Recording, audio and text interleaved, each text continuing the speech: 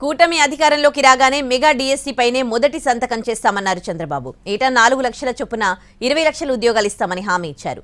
ఉద్యోగం వచ్చే వరకు నెలకు 3,000 రూపాయల నిరుద్యోగ భృతి ఇస్తామని చెప్పారు. మళ్ళీ మేము హామీ ఇస్తున్నాం, మేము వస్తానే మెగా డిఎస్సీ పెడతాం.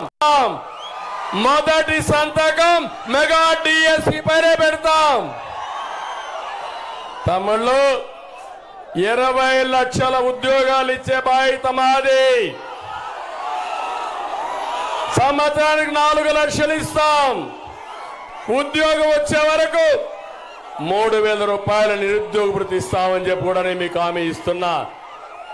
ఇంకో పక్క రైతులు ఉన్నారు, చాలా ఇబ్బందుల్లో ఉన్నారు. అన్నమయ్య ప్రాజెక్ట్ ని మళ్ళీ పూర్తి చేస్తాం. బాధితులకు నష్టపరిహారం ఇస్తాం, పునరావాసం కల్పిస్తాం.